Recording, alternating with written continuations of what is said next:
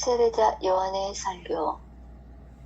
티베리우스 황제의 시제 15년 본시오 빌라도가 유다 총독으로, 헤로데가 갈릴레아의 영주로, 그의 동생 필리포스가 이투레아와 트라코니티스 지방의 영주로, 리사니아스가 아빌레네의 영주로 있을 때, 또 한나스와 가야파가 대사제로 있을 때, 하느님의 말씀이 광야에 있는 지가리야의 아들 요한에게 내렸다.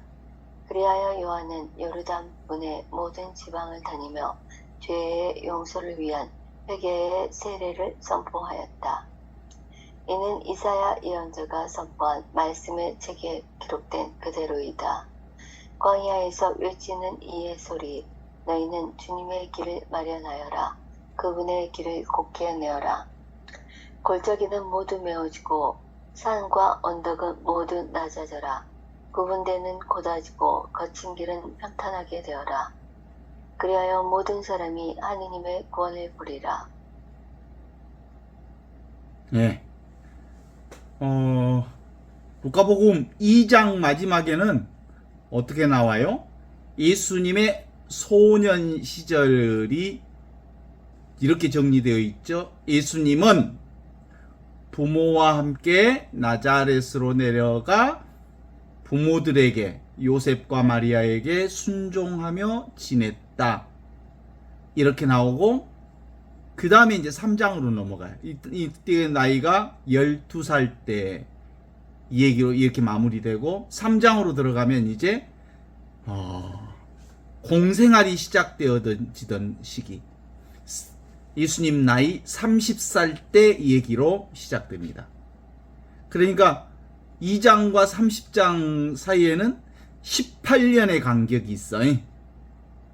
그러니까 18년 동안 예수님은 바로 부모님과 함께 나자렛에 내려가서 부모님들께 순종하며 18년을 살았고, 그 다음에 30년이 되던 해에 공생활을 시작하셨다. 그때가 티베리우스 황제 때다. 이렇게 시작하죠.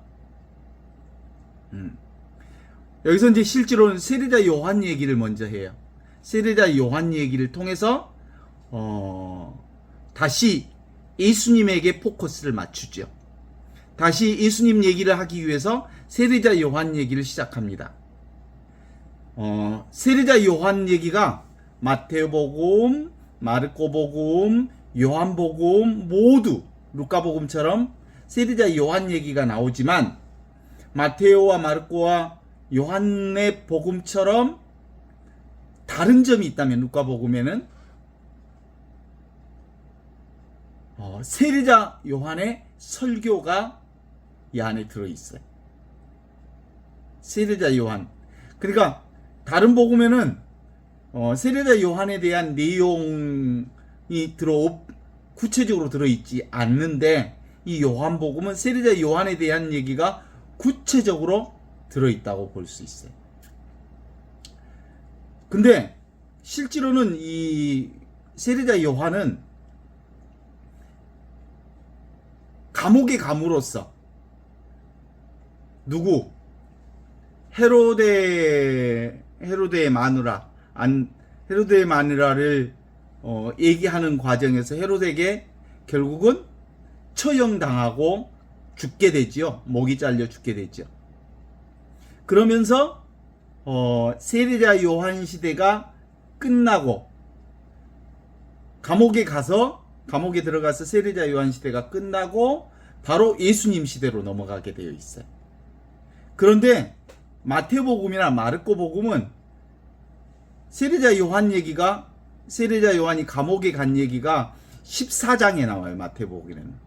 그리고 마르코복음에는 6장 중간에 감옥 얘기가 나와요. 그런데 루카복음에는 세례자 요한이 감옥에 간 얘기가 바로 바로 3장에 나와요. 예수님 얘기를 시작하기 전에 세례자 요한이 감옥에 갇힌 얘기를 통해서 완전히 세례자 요한까지의 예수님의 준비 상황이 끝나고, 이제 드디어 예수님을 통해서 공생활이 시작됐다. 지금 여기 이 순간 이렇게 살아있는 예수 그리스도의 복음이 구체적으로 시작됐다는 것을 알려주기 위해서 모든 얘기가 세례자 요한으로 마무리되고 그 다음 누구? 예수 그리스도로 조명된다고 말할 수 있죠. 그러니까 세례자 요한은 근본적으로 준비하는 자잖아요.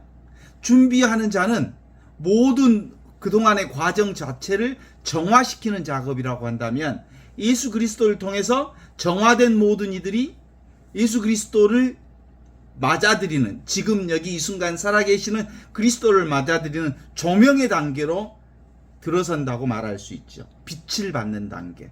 그리스도의 빛으로, 그리스도의 의식으로, 그리스도와 함께 그리스도 안에서 그리스도를 통하여 성령 안에서 새로운 역사가 시작된다는 것을 드러내 보여주시기 위해 루카가 그런 그 전반적인 흐름을 잡은 거예요. 그러니까 실제로는 연대기적인 역사는 그렇게 되어 있지 않아요. 그런데 루카가 이 성경을 쓰면서 구성 자체를 요한 시대 그리고 예수님 시대로 이렇게 드러내어 보여주고 있는 거죠. 그러니까 루카복음 1장은 뭐요? 예수님 탄생을 예고하고, 루카복음 2장은 예수님의 탄생에 대해서 얘기하고, 그 다음에 3장에 들어가면 3장에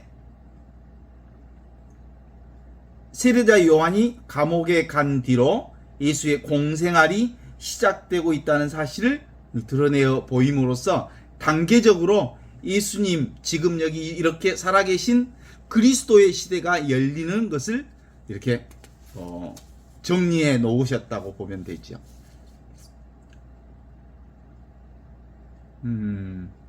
그 얘기를 시작하면서 그러니까 티베리우스 황제 치세 15년 이렇게 나오잖아요. 티베리우스 황제는 누구냐면 예수님이 태어날 때는 아우구스투스가 있던 때에 시작되었고, 예수님의 공생활은 티베리우스 황제 때 시작되었다 이렇게 나오죠. 이 티베리우스 황제는 로마 제국으로서의 로마가 제2대 황제가 티베리우스죠. 제1대 황제가 옥타비아누스, 그러니까 줄리오 시저의 조카를 입양해서 왕으로 봉양하면서 아우구스투스가 제국이 최초로 시작되던 황제가 바로 아우구스투스. 이때부터 이제 아우구스라고 하는 게 신의 아들이라고 함으로써 뭐가 시작돼요? 황제 숭배 사상이 그때부터 시작되는 거예요. 로마 제국 때부터. 이때 황제 숭배 사상을 하면서 모든 로마 시민들은 가이사르는 저희의 주님이십니다 라고 고백해야 됐어. 가이사 아우구스투스가 신이라고 하는 것을 선포하는 거예요. 사실은 로마 제국 전체를 이렇게 쭉 역사적으로 보면 BC 753년에 로마 왕정이 시작되거든요. 늑대의 젖을 먹고 컸다고 하는 루물루스가 로마 왕의 시초가 되거든요. 그래서 로마라는 말이 시작이 됐어요. 루물루스. 그게 이제 사실은 도시국가의 한 형태를 띠고 있었거든요. 맨 처음에 로마는. 그러다가 BC 509년에 로마 공화정이 시작이 돼. 이 로마 공화정이 시작되게 된 것은 왕들의 전제 독재를 막기 위해서 공화정 제도를 시행했단 말이에요. 언론과 집정관을 통해서 시작이 됐는데, 결국은 시저가 죽으면서 이제 삼두 체제가 형성되다가 안토니우스하고 그 다음에 이 옥타비아누스가 내전을 벌이면서 옥타비아누스가 승리하면서 비로소 로마 제국 황제 시대가 열리거든요. 그때 첫 번째 황제가 아우구스트 옥타비아누스가 제1대고, 그 다음에 제2대가 지금 얘기하는 누구? 티베리우스 황제가 로마 황제의 제2대 황제로 시작되어지던 시대 제15년에 그때 본시오 빌라도가 유다 총독으로 있었더라 이렇게 얘기하죠. 유대 총독으로는 본시오 빌라도가 있었고, 그리고 헤로데가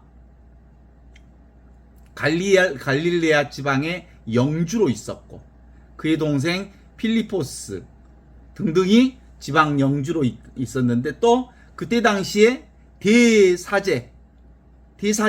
대사제가 누구였어요? 한나스와 가야파로 되어 있어. 왜 이들을 가야파와 한나스를 하나로 얘기하고 있냐면, 실제로는 한나스가 대사제장이었어. 그런데 그때 당시에 로마 제국한테 파면되고 말았어. 그러니까 파면된 이유는 구체적으로 나오지는 않지만, 그 파면된 이유가 뭐냐면, 당대에 로마의 법을 잘 지키지 않아서 한나스가 파면됨으로써 그 대사제장직을 누구에게? 사위였던 가야파한테 그것보다 뭐라 하지? 이어주는 것을?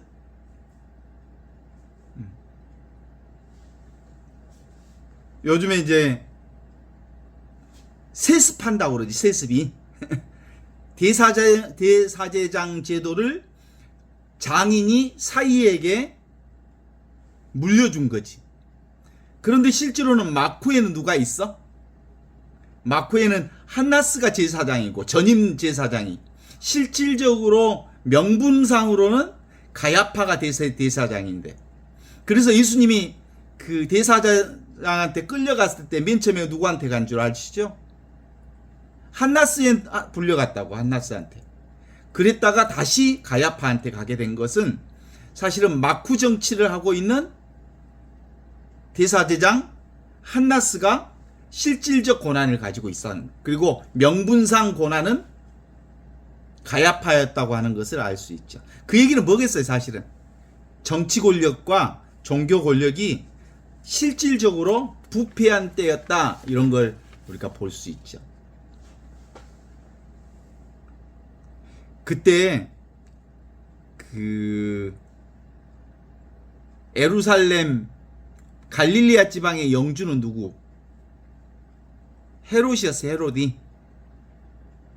헤롯은 당대에 순혈 유대인이 아니었어.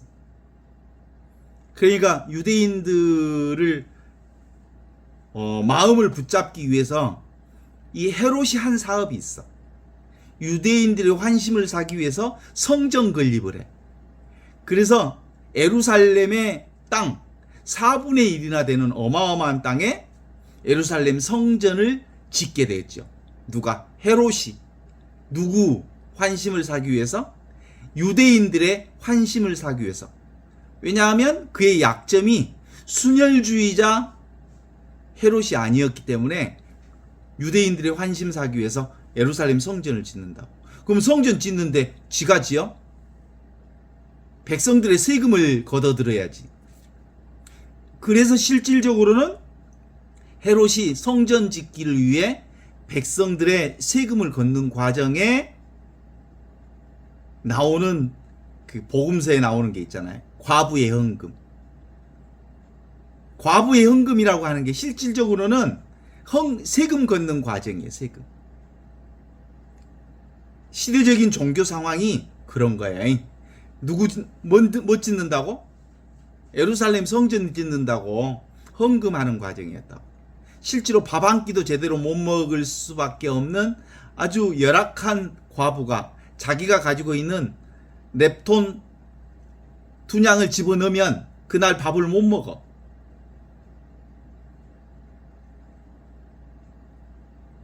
그 과정을 마르코복음은 어디다 넣냐면 과부 헌금을 서기관과 바리새이파 사람들을 조심하여라 라는 그 뒤편에다가 과부의 헌금을 집어넣거든요. 의도가 있어.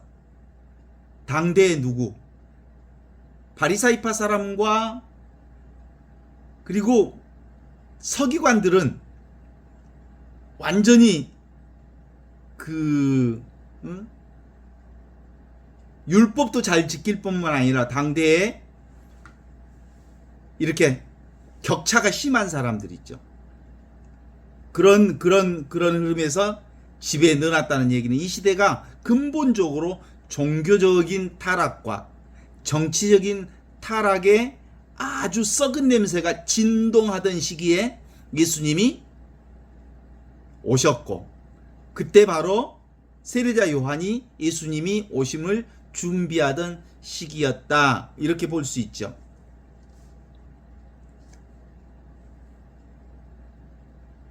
그런 이유로 실제로 안나스는 기본적으로 하느님의 광야에 이런 큰 흐름이니까 실제로 대사제장들이 이런 흐름들이었으니까 누구에게? 하느님의 말씀이 광야에 요한에게 내렸다라는 말씀을 쓰고 있어요. 보이죠? 하느님의 2장, 하느님의 말씀이 광야에 있는 스가랴의 아들 요한에게 내렸다. 이 말이 아주 중요한 포커스예요. 이게 늘 하느님의 말씀이 내릴 때 쓰던 말이에요. 이게 구약의 말씀의 상용어라고 말할 수 있어요. 하느님의 말씀이 누구에게 내렸느냐, 하느님의 말씀이 누구에게 내렸느냐가 대단히 중요한데, 당대의 대사제장이나 서기관이나 종교학자들에게 그 말씀이 내리지 않고 광야에 요한에게 하느님의 말씀이 내렸더라라고 하는 구약의 양식을 드러내고 있죠. 그러니까 하느님의 말씀이 엘리야에게 임하더라 라고 하는 그 하느님의 말씀이 엘리야에게 내릴 때도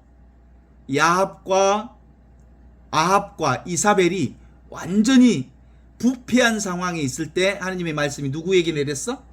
엘리야에게 내렸거든요. 그러니까 근본적으로 세례자 요한은 구약의 엘리야 예언자를 드러내어 보여주고 있는 거죠. 그러니까 구약의 예언된 말씀이 세례자 요한을 통해서 성취되는 모습을 이 성경에 드러내 보여주고 있죠. 기본적으로 구약의 성취는 창조의 역사가 구약을 통해서, 그리고 구원의 역사가 구약에 마련된 말씀의 창조 역사, 말씀의 구원의 역사가 세례자 요한을 통해서, 그리고 예수 그리스도를 통해서 성취되어지는 모습으로 드러내 보여주고 있죠. 이때 요한은 요르단 부근의 모든 지방을 두루다니며 죄의 용서를 위한 회개를 선포하였다.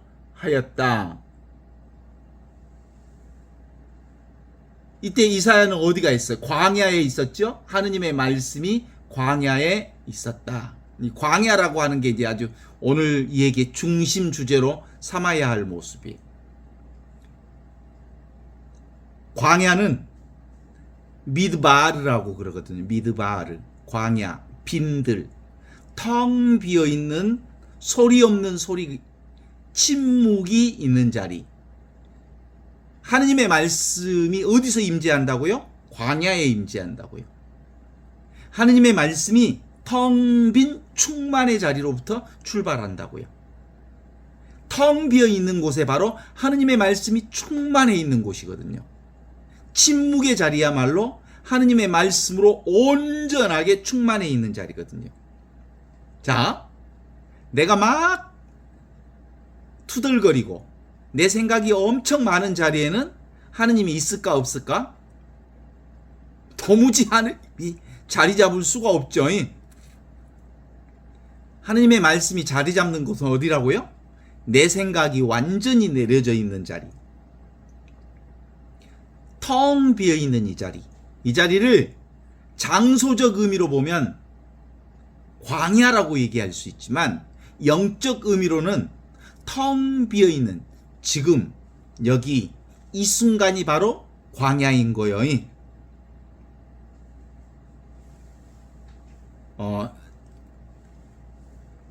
조금 더 이 과정을 들여다보면 왜 광야로 세례자 요한이 있었을까? 마카베우스 전쟁은 유대 민족들이 그 그리스로부터 이방 민족으로부터 자기 신앙을 지키기 위한 전쟁이 마카베우스 전쟁으로 드러나고 있잖아요.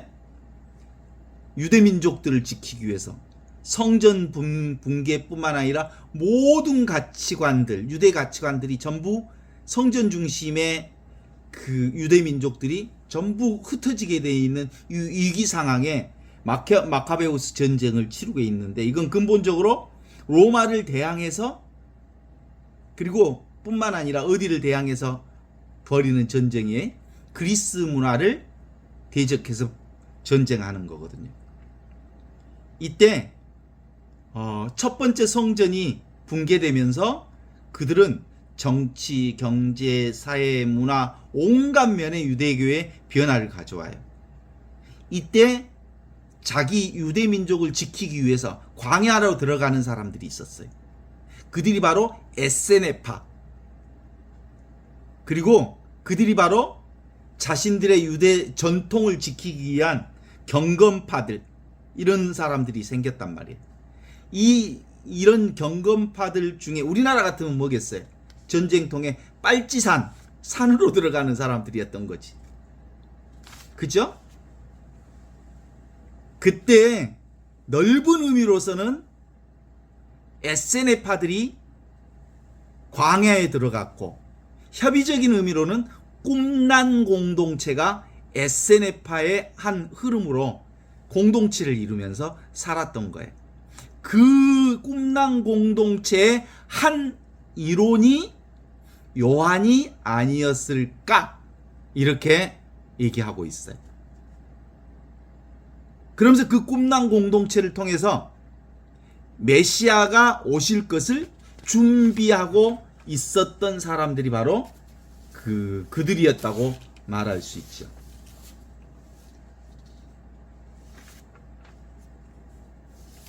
실제로는 이 세례자 요한의 얘기가 우리가 다시 한번 얘기해 보고 싶은 것은 바로 그것 때문입니다. 광야 생활. 이 광야 생활이 전체로 보면 뭐예요? 텅 비어 있는데 하느님의 말씀으로 충만한 자리가 바로 광야예요. 소리 없는 소리의 자리가 무슨 소리요? 한 손바닥의 소리. 내 소리가, 내 생각이, 내 의지가, 내 욕망이, 내 생각, 이 무지가 완전히 사라져 있는 자리만이 비로소 하느님으로 충만한 자리죠. 그러니까 광야에서 외치는 소리, 이 말이 뭔 말이? 침묵에서 일어나는 소리잖아요. 그러니까 세례자 요한의 소리는 광야에서 외치는 이의 소리, 텅 비어 있는 이 자리, 지금 여기 이 순간 아무것도 없는 자리에서 드러나는 소리, 이게 하느님의 소리죠? 동의하십니까? 너희는 주님의 길을 마련하여라. 그 주님의 길이 무슨 길이에요? 지금 여기 이 순간 살아있는, 이와 같이 살아있는 하느님의 자리를 마련하여라. 하느님의 자리가 텅 비어 있는 자리, 아무것도 아닌 자리. 그 아무것도 아닌 자리가 지금 이 자리거든요. 이 순간이거든요. 그분의 길을 곱게 하여라. 그 주님의 길이 바로 지금 여기 이 순간 텅 비어 있는 이 자리, 순수의식의 자리, 청정한 자리, 위치 없는 참사람으로서 여기서부터 이게 말씀의 자리잖아요. 말씀.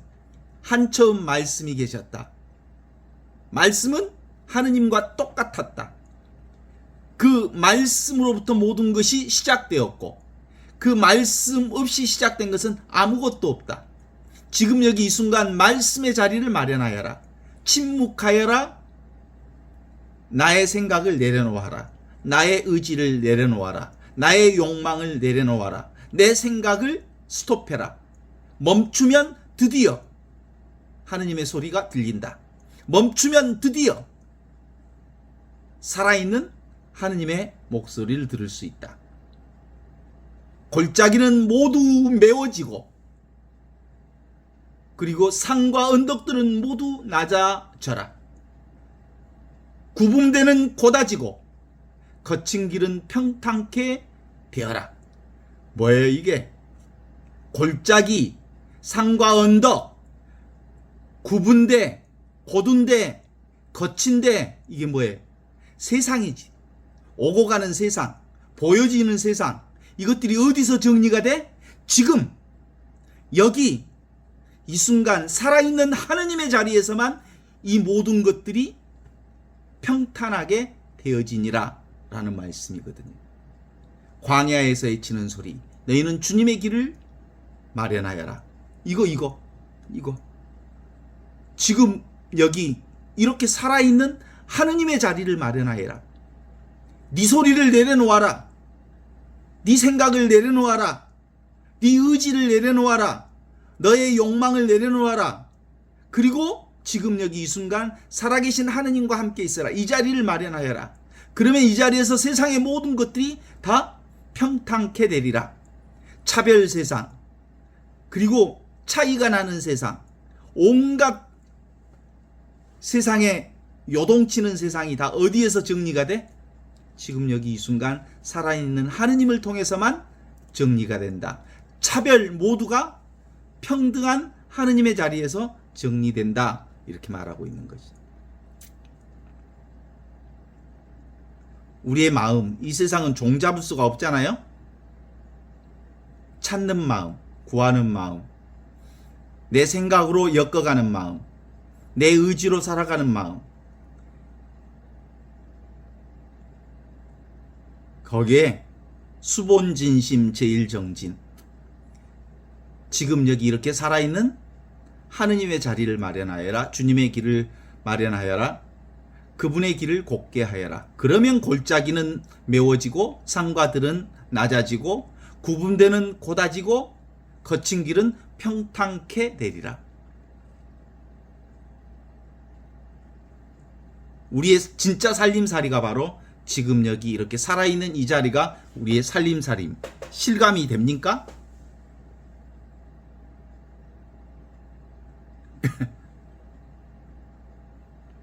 그래서 자기 생각이 있는 한 아무리 외치고 외쳐도 하느님의 소리가 도무튼 들리질 않아요. 자기 욕망으로 자기 의지로 가득 차 있으면, 자기 생각으로 가득 차 있으면 도무지 하느님의 소리와 하느님의 말씀이 들리지 않죠. 말귀를 알아듣는 것, 그것을 가리켜서 들을 귀가 있는 자는 들어라. 보는 눈이 있는 자는 보아라. 들을 귀와 보는 눈을 열어내는 것, 그건 지금 여기 이 자리에서 비로소 하느님의 생명이, 영원한 생명이 충만해 있다는 것을 알게 되죠. 자, 우리가 봄에 꽃몽우리를 보지요. 봄에만 보는 게 아니라 꽃이 피어 있을 때 꽃몽우리를 보다가 꽃몽우리가 이렇게 뭉쳤던데 어느 순간 보니까 오메오메 만개되었네. 그리고 꽃향기가 그 꽃에서 향기를 뿜고 있네. 때가 되면 꽃이 피는 거예요. 꽃몽우리가 있다가. 근본적으로 우리가 하느님의 목소리를 알아듣고 하느님의 진리를 알아듣고 지금 여기 이 순간 하느님의 손길을 깨달아 아는 건 내 생각을 멈춰야 가능해. 내 의지를, 내 욕심을, 내 욕망을. 아무것도 아닌 이 자리, 이게 세례자 요한은 뭐라고 해요? 광야에서 애친 이의 소리. 이 자리가 바로 광야입니다. 텅 비어 있는 광야.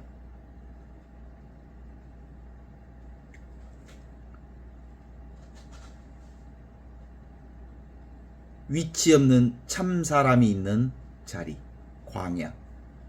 빈들, 텅 비어 있는 자리, 아무것도 없는 자리, nothing. 공적 영지, 진공묘유. 이 자리가 광야입니다. 이 광야의 자리를 확보하지 않으면, 지금 여기 이 순간 살아있는 그리스도를 만나지 못하면 전부 자기 생각으로 가득 차 있는 거죠. 자기 의지로, 자기 느낌으로.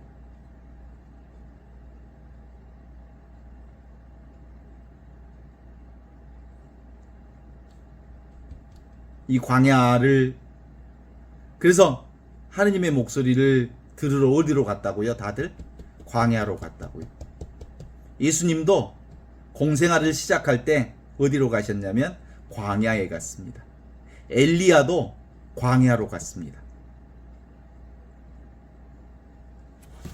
사람들이 다 하느님을 찾지만 하느님은 아무것도 어떤 곳에서도 찾을 수가 없습니다. 하느님은 지금 여기 이 순간 이 텅 비어 있는 자리를 깨닫는 자에게만 하느님이 살아계시다는 것을 알 수 있습니다. 이 아무것도 아닌 자리, 광야에서 외치는 소리, 소리 없는 소리의 자리, 이 소리에서 바로 골짜기는 모두 메워지고 산과 언덕들은 모두 낮아지리라. 구분되는 고다지고 거친 길은 평탄하게 되리라. 그리하여 사람들이 하느님의 구원을 보리라. 이렇게 얘기하죠. 내가 바로 그거죠. 내가 바로 그거이. I am that. 내가 바로 텅 비어 있는 이거예요. 내가 광야에, 내가 광야. 내가 텅 비어 있는 이 자리. 그런데 이 텅 비어 있는 내가 바로 충만한 하느님의 생명으로 가득 찬 나여이. 그러니까 내가 오늘 하루 종일 이것저것 모든 것을 다 했다면 그건 영원한 생명, 충만한 생명을 통해서 보고 듣고 느끼고 알았던 오늘 하루를 경험할 수 있었을 거예요. 내 육신이, 내 귀가, 내 눈이, 내 코가 뭘 내 손이 한 게 아니고 이것이 눈을 통해서, 코를 통해서, 입을 통해서, 손을 통해서 살았단 말이에요. 그럼 눈, 코, 귀, 손, 몸뚱아리는 뭐예요? 이것의 도구예요, 도구. 영원한 생명의 도구가 오늘 하루 종일 여기저기 돌아다닌 거지. 듣고 보고 느끼고 맛보고 그런 거지.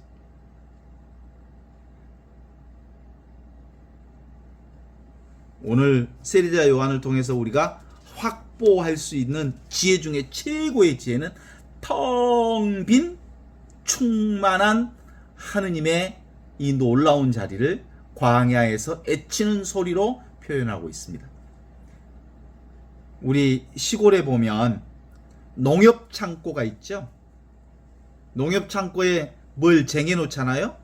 농협 창고에 뭘 쟁여 놓으려면 비어 있어야 물건을 집어넣고 그 창고에 있는 물건을 빼내고 그러잖아요. 그러니까 창고는 그냥 뭐예요? 그냥 텅 비어 있는 거예요. 그 텅 비어 있는 창고에 물건이 들어갔다 나왔다 하죠. 우리가 가끔 제가 이렇게 송정리 쪽으로 해서 광주를 가는 길에 보면 평동 쪽에 그 쿠팡이라고 하는 어마어마하게 큰 물류센터가 생겼어요. 아마 대한민국의 모든 유통은 이제 쿠팡 제국이 다 장악해 버릴 거예요. 얼마나 물류센터가 큰지 몰라요. 그 어마어마한 물류센터 안에 모든 물건이 그 자리 물류센터에 들어가기 위해서 있는 게 아니라 물류센터를 거쳐서 들어왔다 나갔다 들어왔다 나갔다 하는 거잖아요. 그러니까 진짜는 뭐예요? 텅 비어 있는 물류센터와 같은 거예요. 나는 이 텅 비어있는 허공돌이를 통해서 온갖 것들이 왔다 갔다 왔다 갔다 왔다 들어갔다 나왔다 들어갔다 나왔다 들어갔다 나왔다 그러잖아요. 거울 위에 어떤 장면이 비추지만 거울은 그냥 그대로 있고 거울 위에 무엇이 비쳤다 없어졌다 하는 것과 똑같은 그것이 광야의 그 광야에서 외치는 소리가 바로 뭐예요? 이 광야가 영생의 은총인 거죠. 텅 빈 충만으로서의 이 광야 빈등이 바로 극대화된 하느님의 은총을 드러내고 있습니다. 그라시아. 이 하느님의 영원한 생명은 공짜요. 무엇이든 왔다 갔다 할 수가 있어. 그렇습니다.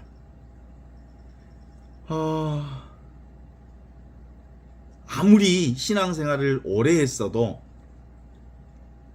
하느님이 따로 있고 예수님이 따로 있고 또 성모님이 따로 있고 하면 그건 자기가 만들어낸 성모님이고 예수님이고 성령이지. 실제로 예수와 성모님과 그리고 성령님과 예수 그리스도는 지금 여기 이 순간 이렇게 살아있는 하느님으로 우리와 함께 계시는 걸 깨달아 아는 것. 그것이 바로 예수 복음의 핵심이거든요. 아무것도 없는 텅 빈 빈들. 거기 위에 무위 자연. 사실은 그래서 지금 나는 어떤 거예요? 있는 그대로 내가 다 하느님의 생명이요 빈들이죠. 내가 뭘 빈손으로 왔다 빈손으로 가는 내가 뭘 잡을 수 있어요? 그래서 실제로 세례자 요한을 통해서 우리에게 외치는 소리, 광야에서 외치는 이의 소리는 뭐예요? 크게 죽어야 크게 산다, 영원히 산다, 이 얘기를 주는 거죠. 크게 죽는 게 뭐예요? 도무지 내 것이란, 나와 내 것이란 아무것도 없다, nothing이다. 그래야 비로소 everything, 온갖 것이 하느님의 은총으로 가득 차 있는, 부활 생명으로 가득 차 있는 영원한 생명을 살게 되느니라. I am that. 바로 내가 그것이다. 이런 겁니다.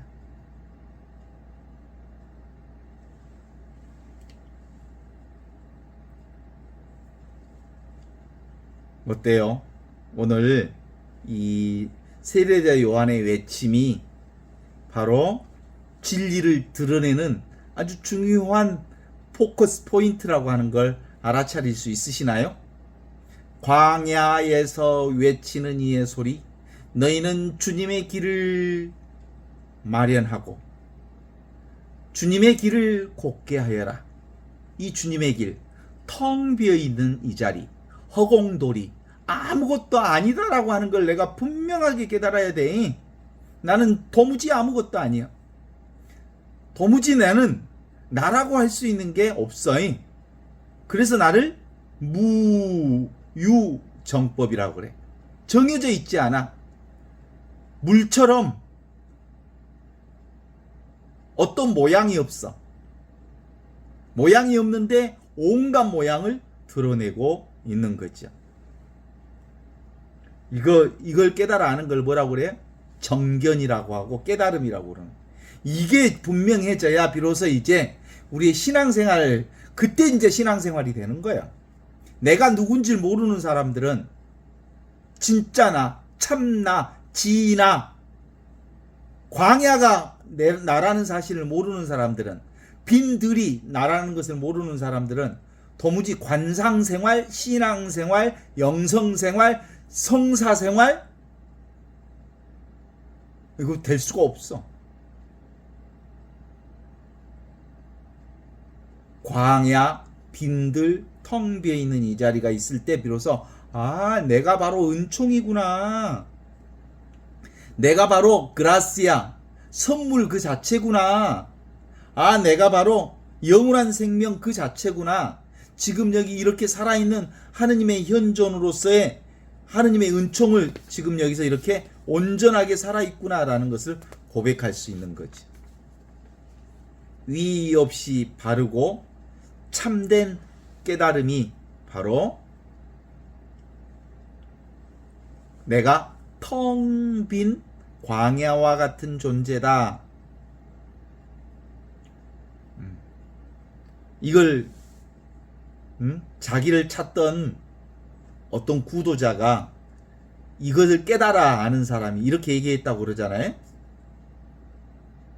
부잣집 광에 금은보화가 가득하리라고 생각하고 부잣집 광을 털었는데 어찌어찌해서 문짝을 확 열어보니까 광에 텅 비어 있더라. 아무것도 없더라. 이게 바로 나를 발견한 거예요. 진짜 나를 발견한다는 건 바로 텅 비어 있는 이 자리가 진짜 나다 라고 하는 것을 깨달아 하는 거지.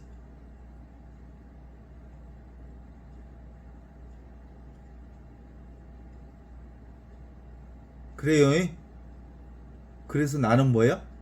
Natural state of being. 존재의 가장 자연스러운 상태 전체가 나라는 걸 아는 거죠. 왜냐하면 난 텅 비어 있기 때문에 전체가 이 아무것도 없는 텅 비어 있는 자리에서 이렇게 드러나 있잖아요. 그죠? 물도 흐르고 하늘에 구름도 지나가고 요즘에는 빨간 고추잠자리들도 빙빙빙빙 고추잠자리 하면서 돌아다니대. 비도 오고 바람도 불고 뜨거운 수증기도 올라다니고 그 모든 것이 나를 드러내고 있는 거거든요. 그러니까 실제로 그 광야에서 외치는 소리는 뭐겠어? 네가 바로 진리다. 네가 바로 진리임을 믿어라. 라고 하는 광야에서 외치는 소리를 들어보라 이 말이죠. 내가 바로 영원한 생명이다. 내가 바로 은총 그 자체다. 내가 바로 자비 그 자체다. 내가 바로 나 있음 그대로이다. 라고 하는 외침의 소리를 들어보라는 거죠. 어때요? 모든 세상의 일들은 어디서 일어납니까? 텅 비어있는 이 자리에서 드러나잖아요. 이건 허공돌이, 광야, 빈들에서 일어나는 일들이거든요. 그래서 세상 모든 일은 지금 여기 이 순간 텅 비어있는 이 자리에서 일어나는 한바탕 꿈과 같고 한바탕 연극과 같은 것이 거기에서 나라고 하는 이 배역을 맡아서 연기를 하고 있는 거잖아요. 응? 요즘에 다니엘라 선생님은 나이 먹어갖고 아픈 연기를 지금 하고 있잖아. 그리고 힘없는 연기하고 있죠. 힘이 없지? 근데 연기를 아주 진짜처럼 하고 있어.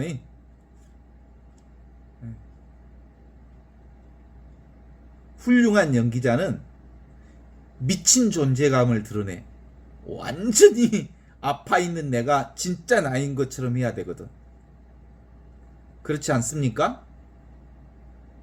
그렇지만 언젠가 이 진공묘유, 있는 듯 없는 이 텅 비어 있는 이 광야는 그 어떤 것도 일어났지만 흔적 없이 사라지게 될 거예요. 그러나 이 텅 비어 있는 이 영원한 생명, 은총의 자리, 하느님의 자리, 이 자리는 절대 사라지지 않는 자리입니다. 그래서 내가 지금 경험하고 있는 이 순간순간이 얼마나 귀하고 소중한 일입니까? 그래서 인생은 아름다운 거예요. 어떤 경험을 하든 간에 인생은 정말 최상을 경험하고 있다고 볼 수 있는 거죠. 그래서 가능한 한 내가 경험하는 일들을 지극정성을 다해서 경험하는 거예요.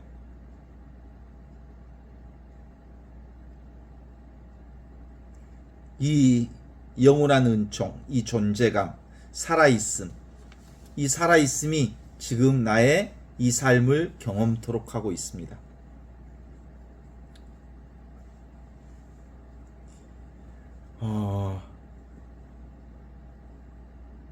이게 이제 자연스러워지려면 처음에는 내가 산다는 생각 때문에 도무지 이 말이 안 들릴 것이요. 그제? 안 들려. 정말 안 들려. 저도 내가 산다는 생각이 너무 짙게 깔려있어 안 들렸는데 요즘은 좀 내가 사는 거 아니구나. 삶이 나를 살아가고 있구나라는 게 되는 것 같아요.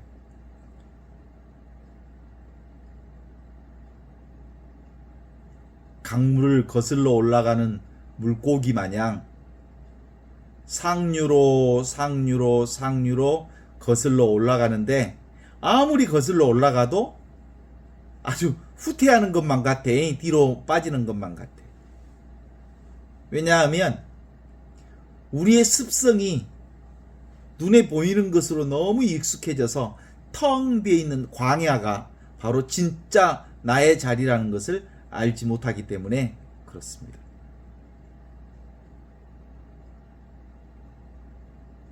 그냥 내버려 둬도 어디 실제로 괜찮아요. 무슨 일이 일어나도 아무 일이 없는 거예요. 그러니까 그냥 걱정 하나 안 해도 삶은 이렇게 멋진 삶을 아무것도 부족함이 없는 삶을 살게 되는 거거든요.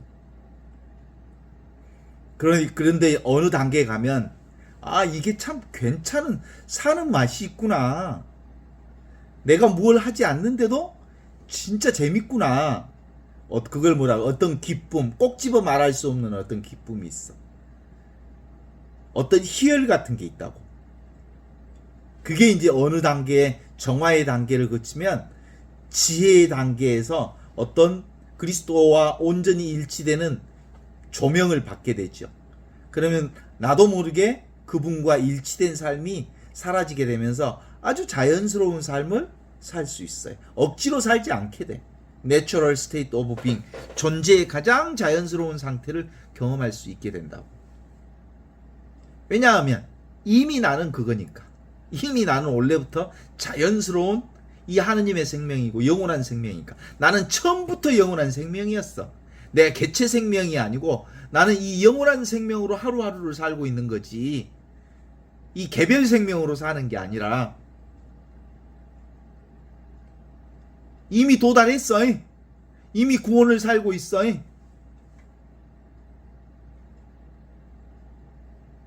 그래서 예수님은 내가 아버지 집에 있어야 할 줄 모르셨습니까? 라는 말을 하셨어.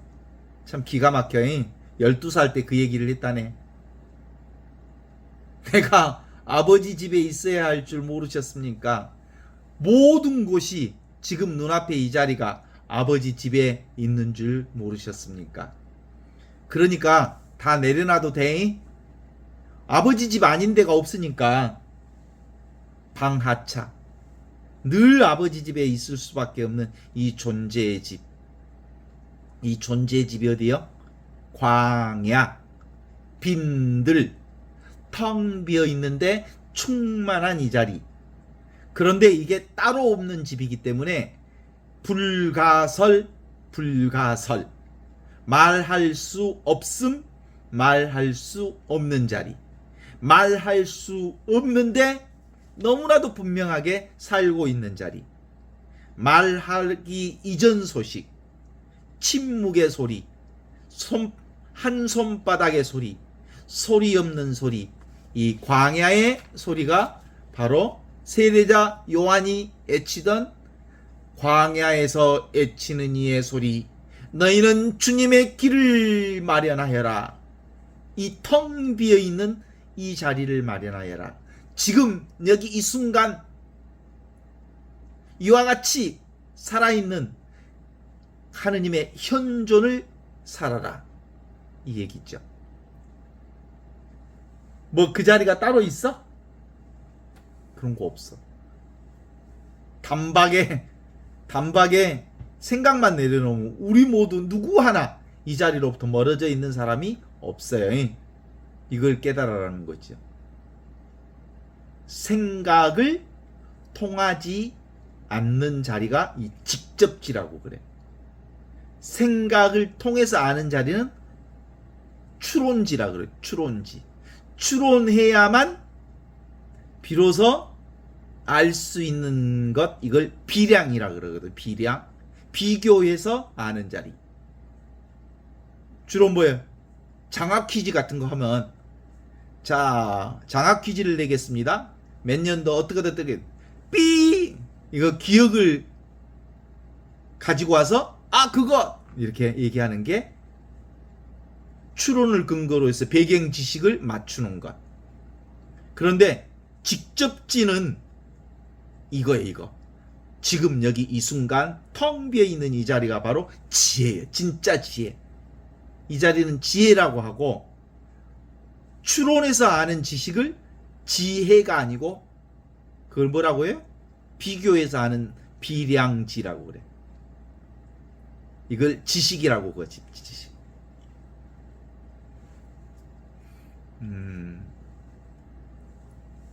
우리가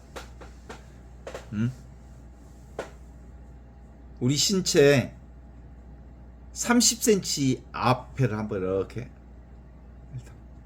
우리 눈앞에 30cm 앞, 아무것도 없죠. 안 느껴지죠. 그러면 지금 내 신체 내장을 한번 이렇게 들여다봐봐. 내장이 느껴져? 안 느껴져.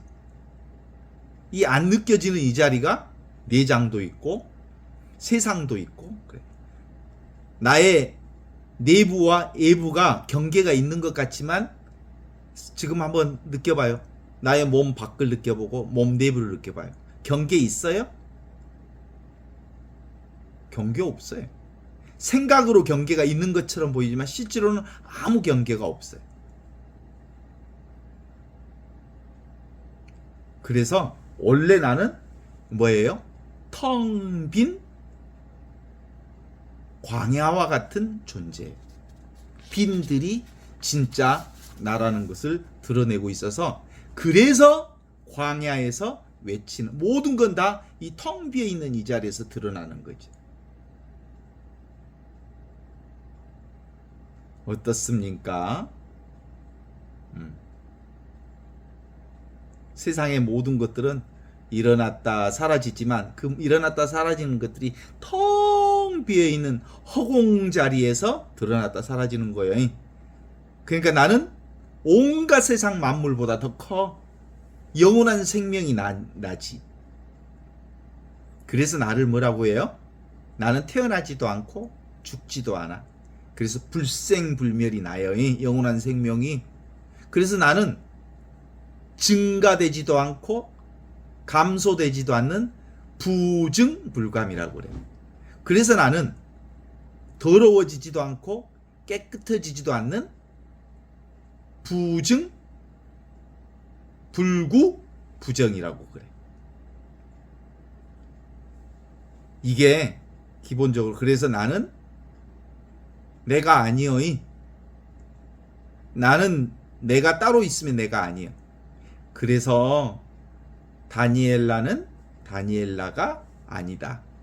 다니엘라는 지금 여기 이렇게 아무것도 없는 텅 빈 빈들이 바로 다니엘라다. 그쵸? 하느님은 하느님이 아니야. 하느님은 하느님이라는 이름이 하느님이 아니에요.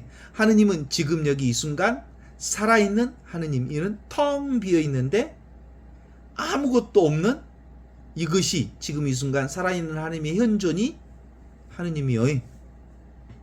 빈들이 하느님이라고. 광야가 하느님이라고.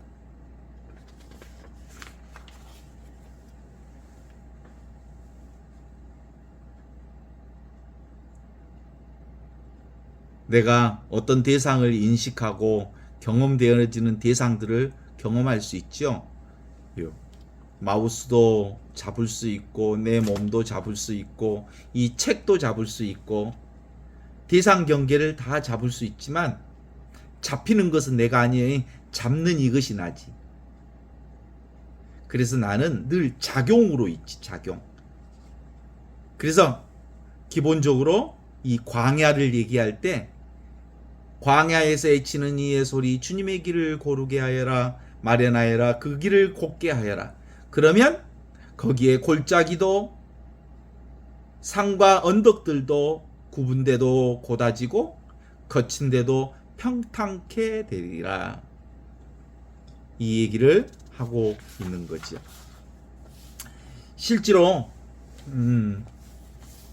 우리는 맨날 우리가 살면 뭐 하면서 살아요? 날 좀 보소, 날 좀 보소, 날 좀 보소. 이게 인생사요. 자기 존재가. 누가 나를 알아주지 않으면 화가 나고, 누가 나의 자존심을 건들면 뒤집어지고.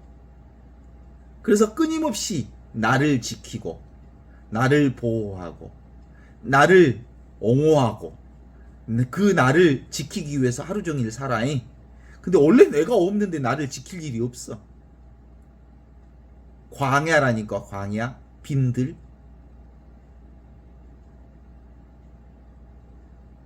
물과 불의 길이 있어요? 이렇게 내가 따로 없다고 하는 이 생각에 빠져 있을 때, 이게 분명하지 않을 때 내 안에서 혼돈이 일어나이. 그게 십자가의 성 요한은 생각의 장애가 설정이 되면서 생각이 혼돈이 일어나는 영혼의 어두운 밤을 경험하게 되고, 번뇌와 느낌의 장애가 설정될 때 감각의 어두운 밤을 경험한다고 그랬거든요. 그럼에도 불구하고 세상의 모든 것들이 다 이 자리, 광야의 자리예요.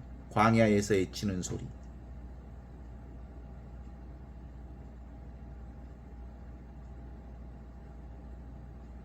어떻습니까?